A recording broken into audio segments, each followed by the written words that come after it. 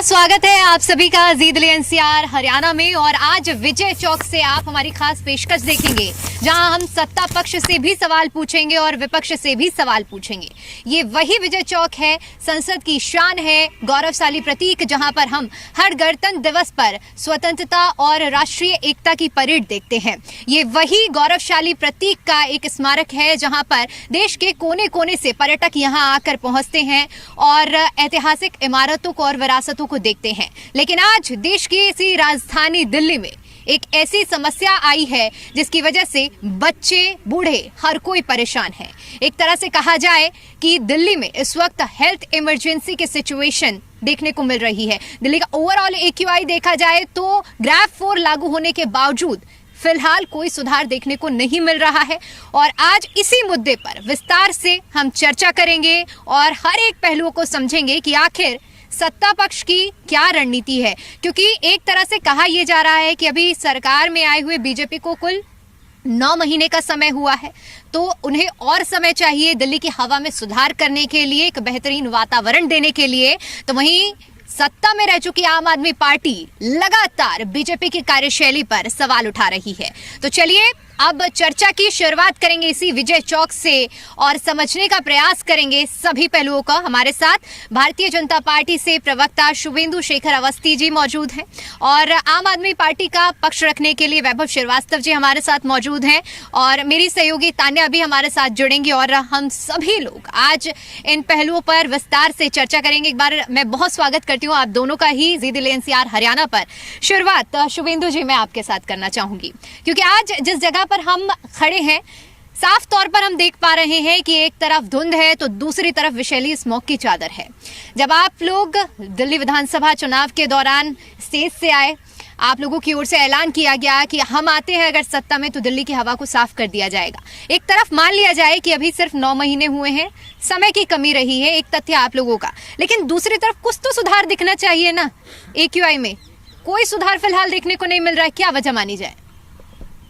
पहला कि ये इसी साल ऐसा नहीं है कि पोल्यूशन है, वर्षों से हम देख रहे हैं 2002, 2009, 2013, 2016, 2023, एक कोरोना वाला पीरियड छोड़ दीजिए लॉकडाउन का, तो हमारा पोल्यूशन का स्थिति यही है। 2016 के बाद का रिकॉर्ड है हमारे पास, एवरेज निकाला 9 दिसंबर तक का रिकॉर्ड है, अभी पिछले 10 दिन का नहीं है। हमारा इस समय पर जो AQI है तो यदि देखा जाए तो 347 है, अभी जस्ट मैंने देखा, और लगभग 14-15 स्पॉट हैं जहां पर ये 350 और 350 के आसपास है। यही आज से 1 साल पहले लगभग 60 लोकेशन पर जो AQI था वो 450, 460, 470, 480, 490, 510 तक था। तो हम यदि एवरेज के हिसाब से बात करें तो पिछले 2016 का जो डाटा मेरे पास डाटा है, आप चाहेंगे वो भी दिखा सकता हूँ। हमारा AQI लेवल इस समय इस साल का पहले के सालों के कंपैरिजन में यदि हम कोरोना पीरियड को हटा दें तो उसके 10 साल के एवरेज से भी 20% कम है। उसका कारण है जो रोड टूटी हुई थी, जिसकी धूल जड़ती थी, उड़ती थी, और वो धूल जो उड़ती थी तो AQI को बढ़ाती थी, और जब गड्ढे होंगे रोड में तो गाड़ियाँ भी धीमे चलेंगी और पोल्यूशन भी बढ़ेगा। तो इन दोनों चीज़ों को सबसे पहले हम लोग ने मेंटेन किया। 805 करोड़ रुपए केंद्र सरकार ने दिल्ली सरकार को दिए ये पैसे, और दिल्ली की सभी बड़ी रोडों को रिपेयर करने के लिए। ये पैसा केजरीवाल जी भी ले सकते थे पर उन्होंने नहीं लिया, क्योंकि उस पैसे से यदि वो रिपेयर कराते तो लोग कहते केंद्र ने पैसा दिया तब आपका रिपेयर किया। उस कारण भी दिल्ली ने पिछले कई वर्षों से रिपेयर नहीं किया। पर इसके कारण और भी बहुत है। मैं एक और चीज़ कहूँगा, जब कांग्रेस की सरकार थी तो दिल्ली की जितनी ज़मीनें थी, सरकारी ज़मीनें, फिर खेत, उसमें एक अनऑथराइज कॉलोनी काट दी। सज्जन कुमार और टैटलर कहे जाते थे कि दिल्ली की अनऑथराइज कॉलोनी को काटने वाले लोग, और उसके कारण दिल्ली का जो डेवलपमेंट था वो अनऑथराइज तरीके से हुआ, ऑर्गेनाइज तरीके से नहीं हुआ। और आज 1700, 1750 अनऑथराइज कॉलोनी है, झुग्गी झोपड़ी है। उसका सब जो भी प्रेशर है दिल्ली के ऊपर ही है। दिल्ली के कैपेसिटी लगभग 70, 80, 90 लाख 1 करोड़ की है, जिसमें 3 करोड़ लोग रोज रहते, आते जाते, मूवमेंट के साथ रहते हैं। मेरा मानना है हम अपना बहुत अच्छा प्रयास कर रहे हैं और यदि 27 साल केजरीवाल सरकार ने कुछ किया नहीं, खाली स्टार्टिंग में आए तो खांसी आई, उसके बाद अब खांसी भी नहीं आती है, फिर कहेंगे कि हमको तो करने नहीं दिया गया। यदि इतना ज्ञान था उनको, केजरीवाल जी को, आजकल उनके सौरभ भारद्वाज जी और वो सब कहते हैं ऐसा करना चाहिए था, वैसा करना चाहिए था, तो 11 साल में आपने उस ज्ञान को उपयोग क्यों नहीं कर लिया? फिर कहते हैं हमको करने नहीं दिया गया, एलजी करने नहीं देता है। तो भैया आपका शीश महल बनाने के लिए, एक के साथ एक फ्री देने के लिए, सब चीजें आपके मतलब की सब चीजें पास हो गई थी, और जो जनता के मतलब की थी वो नहीं हो पाई।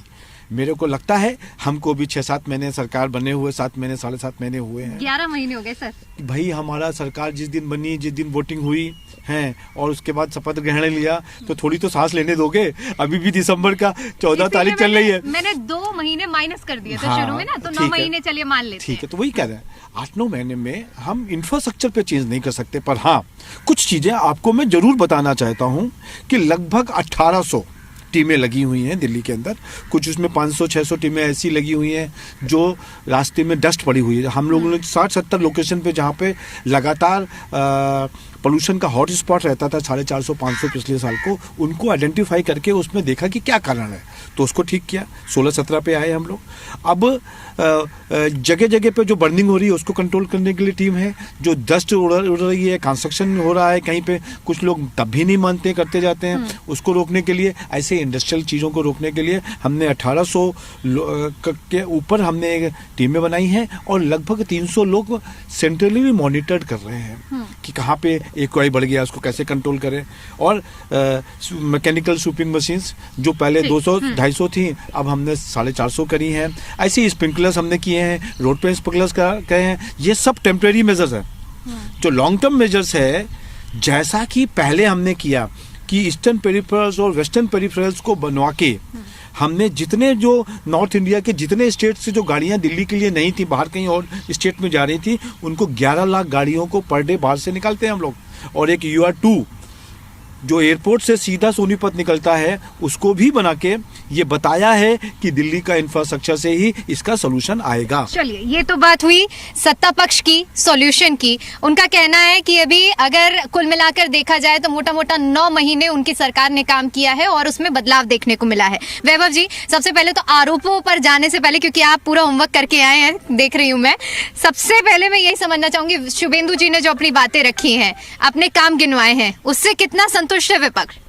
सबसे पहले तो आपको नमस्कार दीपिका जी, शुभेंदु भाई बड़े भाई उनको नमस्कार, और जो भी दर्शकगण प्रोग्राम देख रहे हैं उनको मेरा नमस्कार। मैं ओपनिंग रिमार्क्स में ही शुभेंदु भाई को करेक्ट कर दूं कि यहाँ का जो नियरेस्ट AQI मॉनिटरिंग स्टेशन है वो ITO है। 445 उसकी रीडिंग है। मैं आपके सामने अभी सेंट्रल गवर्नमेंट का समीर ऐप खोल के ही दिखा रहा हूँ। देखिए प्रॉब्लम क्या है भारतीय जनता पार्टी के साथ और इनके जितने भी ऊपर से नीचे तक नुमाइंदे हैं, आज तक इन्होंने पॉल्यूशन को एक्सेप्ट नहीं किया है। पॉल्यूशन के आंकड़ों के साथ हेर फेर करने से लेकर पॉल्यूशन को किस तरह छिपाया जाए, भारतीय जनता पार्टी ने सारे हथकंडे अपना दिए। मैं आपको ये सारी ऑथेंटिकेटेड क्लिपिंग दिखाऊंगा। दिवाली की रात में 39 में से 30 मॉनिटरिंग स्टेशन बंद कर दिए गए। क्यों? ताकि करेक्ट AQI रीडिंग्स ना आए। हमारे संसद में कितनी मतलब हम सब के लिए शर्मिंदा होने वाली बात है, हमारे एनवायरमेंट मिनिस्टर भूपेंद्र जी, जो कि पूरे पॉल्यूशन क्राइसिस के समय चुनाव प्रचार करते हुए दिखे, उन्होंने संसद के पटल पे आकर झूठ बोला कि दिल्ली में AQI की जो मॉनिटरिंग की रीडिंग से 450 इस साल गई नहीं, पिछले साल तक जा रही थी, इस साल नहीं गई। मेरे पास सारे न्यूज क्लिपिंग्स हैं, अगर आप देखना चाहें तो 700, 800 और सरकार के खुद के आंकड़े हैं। समीर ऐप जो सरकार का CPCB का डेटा है, ये जो सारा डेटा मैं आपको दिखा रहा हूं, ये सारे ऑथेंटिकेटेड सोर्सेज हैं। CPCB का डेटा है कि किस तरह से 750, 500, 550 सारा ये डेटा केंद्र सरकार का है कि किस तरह से पॉल्यूशन की रीडिंग्स गई। लगातार AQI को किस तरह से हैम्पर किया गया। पहली बार AQI मॉनिटरिंग स्टेशन पे पानी का छिड़काव हुआ ताकि रीडिंग्स को दबाया जा सके। अरविंद केजरीवाल के साथ क्या था? अरविंद केजरीवाल ने जो काम, मेरे पास पूरा चिट्ठा है, मुझे एक एक स्टेप्स मैं बता सकता हूं कि आम आदमी पार्टी ने पिछले 11 साल में क्या किया। उदाहरण के लिए Rajghat Badarpur thermal power plant बंद कर दिए पॉल्यूशन के। मैकेनिकल स्वीपिंग, एक मैं चैलेंज करता हूं भारतीय जनता पार्टी को, दिखाएं वो डॉक्यूमेंट जिन्होंने नए मैकेनिकल स्वीपिंग मशीन लेकर आए। ये सारे के सारे वो मशीन्स हैं जो अरविंद, इन्होंने लेट में जाके टेंडर दिए, वो भी 25-30 मशीन्स के टेंडर दिए। जितनी मशीनें चल रही हैं वो सब अरविंद केजरीवाल ने खरीद के अपने टाइम में डिप्लॉय रोडों पे करवाई थी, चाहे मैकेनिकल स्वीपिंग के लिए हो, चाहे ये जितने भी आपको पानी छिड़काव की मशीन्स दिख रही हो। अरविंद केजरीवाल में 1242 में से 1480 पॉल्यूटिंग जो इंडस्ट्रीज थी उसको क्लीन फॉसिल फ्यूल्स पे कन्वर्ट किया, और 65 जो बाकी बची हुई जो इंडस्ट्री थी जिन्होंने नहीं मांगा उनको शट डाउन किया। दिल्ली सरकार ने अपने आने वाले अंतर्गत जितने प्रयास थे वो अपने प्रयास किए। लेकिन मैं फिर से बोलता हूं, पॉल्यूशन जब हम सत्ता में थे तब भी और आज भी हम कह रहे हैं एंटायर नॉर्थ इंडिया का सब्जेक्ट है। ऐसा थोड़ी नहीं दिल्ली में पॉल्यूशन है, फरीदाबाद में नहीं है, गुड़गांव में नहीं है, हरियाणा में नहीं है, मेरठ में नहीं है। ये कॉम्प्रिहेंसिव प्रॉब्लम है। लेकिन क्या प्रधानमंत्री नरेंद्र मोदी जी ने एक जहमत उठाई कि कोई पीएमओ में इस तरह की हाई लेवल मीटिंग कॉल कर दी जाए, सारे चीफ मिनिस्टर्स को एक साथ बैठाया जाए, एक प्लान भी। देखिए, भारतीय जनता पार्टी के साथ अभी ये देख लिया जाए कि किस तरह तोड़ के सरकार बनानी है, उसमें स्किल साइन की। ये गुजरात मॉडल है। गुजरात मॉडल में आपको कहीं से भी विधायक तोड़ के, सांसद तोड़ के सरकार बनाने की स्किल सेट है, लेकिन काम करने की स्किल सेट नहीं है। इसलिए भारतीय जनता पार्टी का, और मैं ये भी बोलूं ना, आप हमारे पास तो ऑन रिकॉर्ड है किस तरह से दिल्ली की सीएम AQI बोलना नहीं जानती, उसको टेम्परेचर मान रही है। ऐसी सीएम से क्या अपेक्षा करेगी दिल्ली जिसको AQI तक नहीं पता कि वो टेम्परेचर नापा जाता है? आती हूँ अगले, क्योंकि अभी पहले राउंड में तो हमने काम पर बात की है, क्या काम बीजेपी ने अब तक किया है, क्या काम आम आदमी पार्टी अब तक करके गई है। तान्या, क्योंकि आप फील्ड पर रहती हैं, न सिर्फ इस साल की, क्योंकि अभी बीजेपी ने तो अपने काम गिना दिए, इस साल क्या काम किया है, पिछले कई सालों में भी आपने फील्ड पर रिपोर्टिंग की होगी। मैं आपके जो एक्सपीरियंस है समझना चाहूंगी, क्या आप मानती हैं कि असल में कुछ बदलाव देखने को मिला है? क्या एक्सपीरियंस रहा है? देखिए, अभी तक जो हमें बदलाव देखने को मिल रहा है, पिछले सालों की अगर हम बात करें तो दिल्ली की हालत बेहद खराब है कई सालों से, ये हम सभी जानते हैं, इसको हम नहीं नकार सकते। दिल्ली की सड़कें मेंटेन नहीं है अगर हम पिछले सालों की बात करें, और अभी भी बहुत सड़कें हैं जो टूटी हैं, गड्ढे हैं वहाँ पे। बोला जाता है गड्ढे भरे जा रहे, नहीं भरे। वो टेम्पररी मटीरियल जो एक आया था कि इससे गड्ढों को भरेंगे, पैच वर्क किया जाएगा, और वो किसी IIT से कुछ आया था, ऐसा सरकार का जो कॉन्ट्रैक्ट था। लेकिन कुछ घंटों में हमने देखा कि वो पैच वर्क भी उतर गया सड़कों से, दोबारा वो वहां पे गड्ढे हो गए। तो और साथ में अगर हम बात करें, जो स्मोक टावर्स लगाए गए थे वो तो हम आज तक ही देख रहे हैं कि जो DPCC द्वारा लगाए गए थे वो तो आज तक ही नहीं चल रहे हैं। कनॉट प्लेस में ही है, खड़क सिंह मार्ग पे। जो आनंद विहार में सेंट्रल पोल्यूशन कंट्रोल बोर्ड का है वो चल रहा है, लेकिन दिल्ली वाला नहीं चल रहा, जो अभी तक जो डेटा हमारे सामने है। और उसी के बाद अगर हम अब हाल ही की बात करें तो कदम उठाए जा रहे हैं। अभी भी अगर हम देखें तो लगातार जो ट्रक्स हैं, एंटी स्मोक गन्स की जो तैनाती है, कंस्ट्रक्शन साइट्स पे बोला गया है कि एंटी स्मोक गन्स लगाएं वरना चालान काटे जाएंगे। तो अभी भी कदम तो उठाए जा रहे हैं, लेकिन जो बेहद जरूरी है दीपिका वो यहाँ पे है कि इनका इम्प्लीमेंटेशन, क्योंकि निर्णय लिए जा रहे हैं, कदम उठाए जा रहे हैं। आप ऑर्डर कर देते हैं गड्ढे भर दो, सबके लिए, लेकिन भरे जा रहे हैं कि नहीं वो यहाँ पे जरूरी है। डस्ट मिटिगेशन पे काम कर रही है सरकार ने, बोला कि हम अपना क्लीनलीनेस ड्राइव चला रहे हैं। सब मंत्री सड़कों पे थे, हमने देखा, हम लोग खुद भी गए वहां पे, उनसे मिले भी, हम लोगों ने खुद देखा। लेकिन उस बीच क्या वो जो इम्प्लीमेंटेशन है मंत्री के जाने के बाद या अधिकारी के जाने के बाद क्या वो लगातार हो रहा है, वो है यहाँ पे जो मैंडेटरी हो जाता है। क्योंकि इस समय जो दिल्ली की स्थिति है वो बेहद खराब हो रखी है। लगातार हम देख रहे हैं बहुत जगहों पे AQI 400 के पार है, और ये किसी से छिपा नहीं है, जो डेटा हमें दिखा रहा है, ऑफिशियल डेटा जो हमारे पास आ रहा है। तो सब कदम उठाए जा रहे हैं, पिछले सालों में भी प्रयास किए गए, अभी भी प्रयास किए जा रहे हैं, पर जो सबसे ज्यादा जरूरी है वो यहाँ पे इनका इम्प्लीमेंटेशन और मॉनिटरिंग, कि किस तरीके से वो किया जाता है। क्योंकि लगातार हम देख रहे हैं कंस्ट्रक्शन का काम हो रहा है, लगातार हाउसिंग के लिए नई सोसाइटीज बन रही हैं, पॉपुलेशन क्योंकि बढ़ रही है। तो बहुत अलार्मिंग सिचुएशन है, जो मेरा मानना है, जितना हम लोग फील्ड में ग्राउंड में ऑब्जर्व कर रहे हैं। तो वहीं पे कदम आप ले रहे हैं, प्रयास हर कोई कर रहा है, लेकिन वो प्रयास लेने के बाद उसके बाद उनको लागू कैसे किया जाता है, उनका इम्प्लीमेंटेशन है जो यहाँ पे बेहद जरूरी है, क्योंकि सिचुएशन ऐसी है। बिल्कुल, सिचुएशन वाकई काफी ज्यादा, क्योंकि इससे सीधा इम्पैक्ट लोगों के हेल्थ पर पड़ रहा है।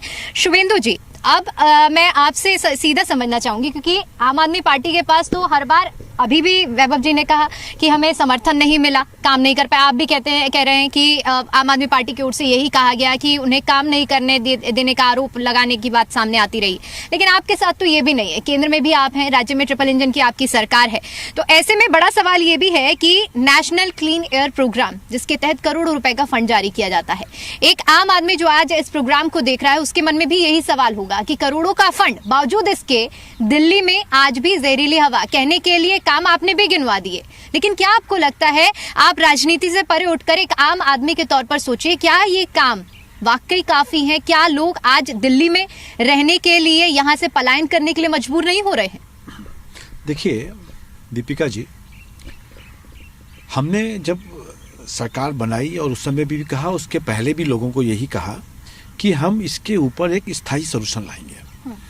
ये जितना भी हमने स्प्रिंकलर लगवाए आईटीओ के ऊपर, देखे आपने, और ऐसे दिल्ली में बहुत जगह स्प्रिंकलर लगे, जितनी भी बड़ी बड़ी बिल्डिंग्स हैं उसके ऊपर हमने स्प्रिंकलर्स और उनको ऑर्डर दिया कि वो इस तरीके के स्प्रिंकलर्स लगाएं, जिससे कि कहीं ना कहीं इसका कोई तत्कालिक फायदा हो। पर जो ये समस्या है, ये जैसा केजरीवाल जी समझते थे वैसा नहीं है। इनके काम करने का तरीका आप समझिए, एक पूसा इंस्टीट्यूट से 40,000 रुपए की एक पराली का एक केमिकल घोल लिया, जिसको वो जादुई घोल कहा करते थे। उसको डिस्ट्रीब्यूशन कराने में 16 लाख रुपए खर्च किए, उसके ऊपर मार्केटिंग पे 22 करोड़ खर्च किए, जिसमें चिल्ला चिल्ला के लगाया कि ये जादुई केमिकल बना दिया, अब पराली को जलाने की जरूरत नहीं है। ये सोल्यूशन नहीं है। पैसा भी खर्च किया आपने, अपना नाम बढ़ाया और उसका कोई फायदा नहीं आया। हमने क्या किया, केंद्र सरकार ने जो पराली जलाने के लिए मशीनरीज होती थी उसके ऊपर सब्सिडीज दी 50% तक, और उसके बाद उन्होंने कहा कि जो लोग मशीन नहीं खरीद सकते हैं, पंजाब के और हरियाणा के लोग, वो एक काम करें कि मशीन को किराए पे लें। जो किराया आएगा उसका 2 दिन 4 दिन 5 दिन का, उतना पैसा पर एकड़ के हिसाब से कैलकुलेट किया कि उनको दिया जाएगा। और उसके बावजूद भी यदि कोई पराली जलाता है तो उसको एमएसपी नहीं मिलेगा, नंबर 1, उसको मंडी पे अनाज लाके बेचने को अलाउ नहीं किया जाएगा, नंबर 2, और 3 साल के लिए, 3 सीजन के लिए डिबार किया जाएगा। उससे क्या हुआ कि पंजाब और हरियाणा के किसानों ने इसको उपयोग किया और लगभग 95% पराली जलना कम हुई। लेकिन उसका असर तो कुछ नहीं दिखा ना। देखिए असर धीमे से आएगा। इस बार इस बात से नकारा नहीं जा सकता है। आपने जिस बात का जिक्र किया, ठीक है, कि तो पराली के जो मामले ये हैं वो पंजाब में भी बहुत कम देखने को मिले। हमने एक एग्जांपल के तौर पे बताया आपको कि सोल्यूशन क्या था। उन्होंने पराली केमिकल निकाल के और ऐसा दुनिया को दिखा के और एडवर्टीजमेंट में पूरा 22 करोड़ खर्च कर दिया, जिसका कोई फायदा नहीं हुआ।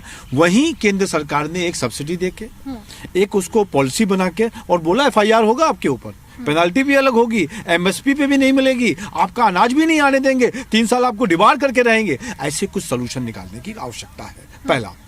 दूसरा, हम कुछ भी कह लें कि इन्होंने हमको करने नहीं दिया। हमने कहा, आपको अपने पहले स्टेटमेंट में बोला, शीश महल बनाते समय किसी ने नहीं रोका इनको कि 50 करोड़ 60 करोड़ का पैसा लगाए जा रहे हो, 10-10 करोड़ के पर्दे लगाए जा रहे हो, हैं, एक पर्दा की वैल्यू 1-1 करोड़ रुपए है, 8-8 लाख के टॉयलेट लगाए जा रहे हो, तब परमिशन लेने की जरूरत नहीं पड़ी इनको।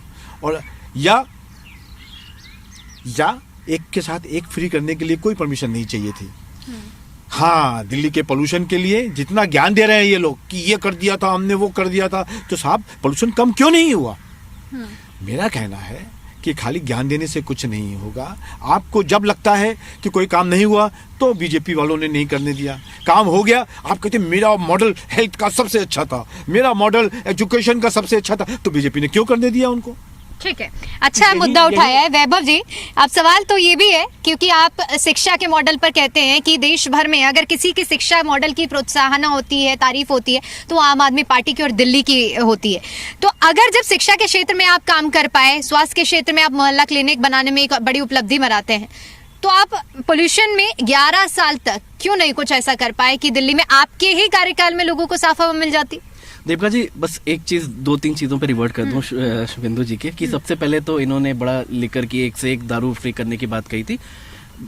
आपकी जनता को बता दूं कि बीजेपी एक सर्विस प्रोवाइड कर रही है जिससे आप घर बैठे अब मोबाइल से दारू बुक कर सकते हैं, अपने घर पे बुला सकते हैं। बीजेपी ने नया शुरू किया है।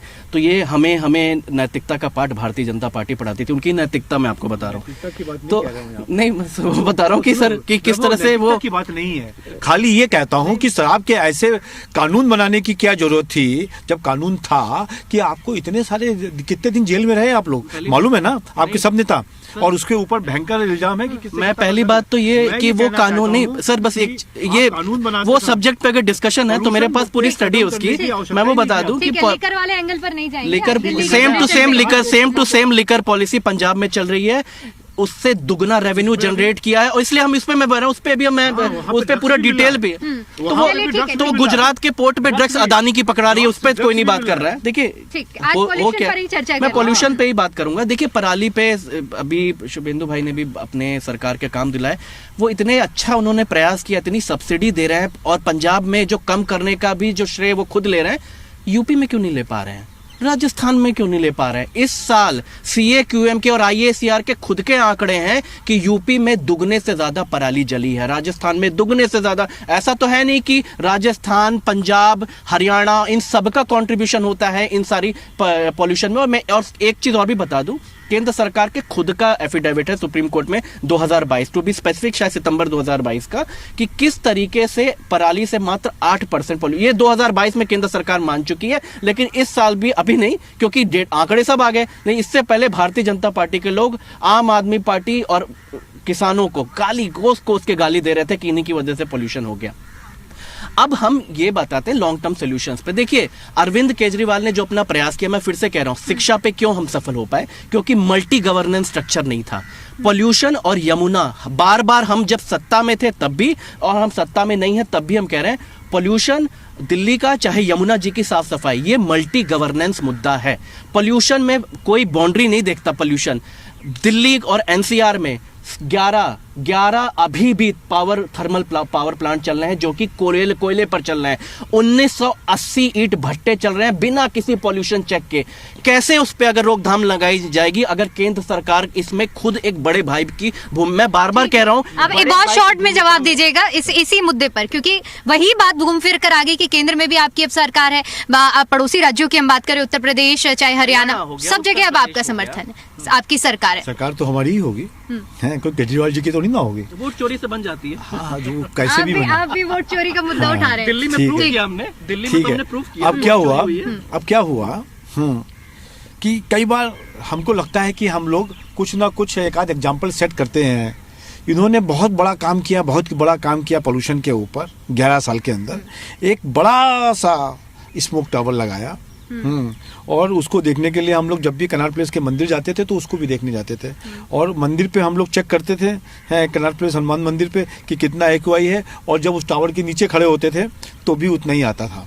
मीन्स 22 करोड़ रुपए का एक सिंगल स्मोक टावर, और उस टावर के अंदर के नीचे खड़े होके भी AQI ठीक नहीं हुआ।